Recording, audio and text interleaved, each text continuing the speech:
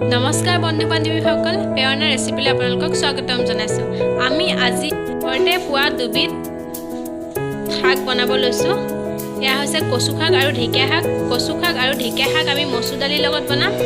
আৰু আনবিধ হৈছে মাটিকাদুৰি। মাটিকাদুৰি ঠাইভেদে নামটো বেলেগ বেলেগ হ'ব পাৰে। এতিয়া আমি কচু শাকখিনি কাটি ল'ম। দুইখিনি বস্তু আমি ভালদৰে ধুই লৈছোঁ। কচু শাকখিনি আমি এনেকৈ টুকুৰা টুকুৰিকৈ কাটি লৈছোঁ। কচু শাকৰ লগত আমি কেইডালমান ঢেকীয়া শাকো দিম। ভিডিঅ'ত দেখাৰ ধৰণে কাটি ল'লে হ'ল। বেছি মিহি মিহি কৰিব নালাগে, বেছি পাতল পাতলো কৰিব নালাগে।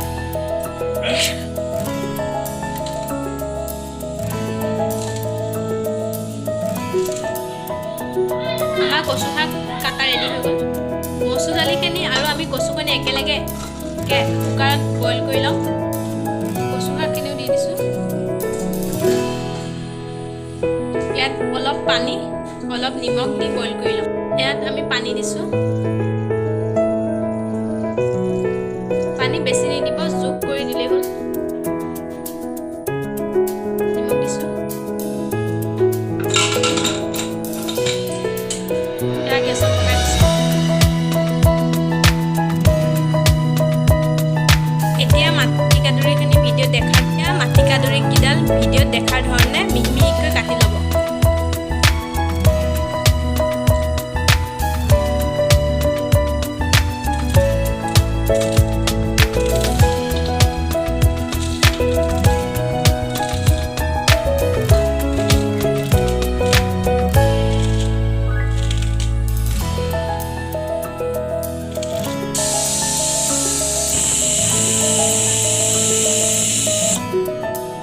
দুটা হুইচেল মাৰিলে আমি এতিয়া গেছটো অফ কৰি দিম আৰু কুকাৰটো নমাই ল'ম।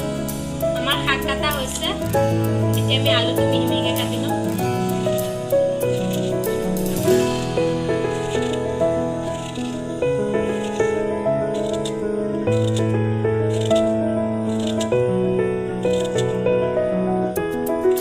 এতিয়া আমি মাটিকাদুৰিখিনি ভাজি ল'ম।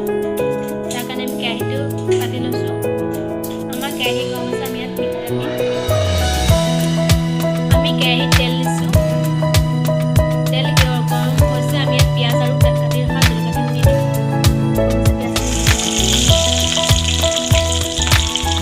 লগতে এটা কেঁচা জলকীয়া আছে। আমাৰ পিঁয়াজখিনি ৰঙচুৱা হৈ গ'ল। এতিয়া আমি শাকখিনি দি দিম।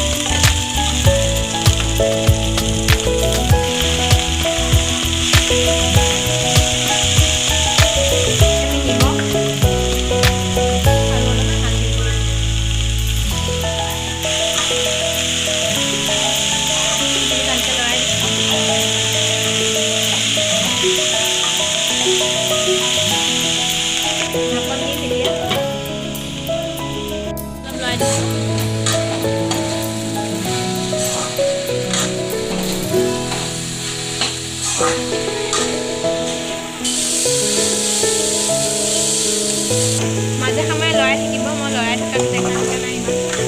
আমাৰ ভাজি প্ৰায় ৰেডি হৈছে আৰু 2 মিনিটমানৰ পিছত আমি এইখিনি নমাই দিম। ভাজিখিনি আমি নমাই লৈছোঁ।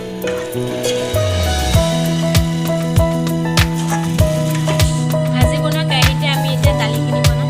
তেল গৰম হৈছে। আমি ইয়াত 5 ফুৰণ আৰু শুকান জলকীয়া দিম। ইয়াত আমি কোনো পিঁয়াজ ব্যৱহাৰ নকৰোঁ। ইয়াত আমি এটা কেঁচা জলকীয়া দিম। ইয়াত আমি অলপমান হালধি গুড়ি আৰু অলপমান নিমখ দিম সোৱাদ অনুযায়ী। এতিয়া আমি বইল কৰি লোৱা কচু আৰু দালিখিনি ঢালি দিম ইয়াত।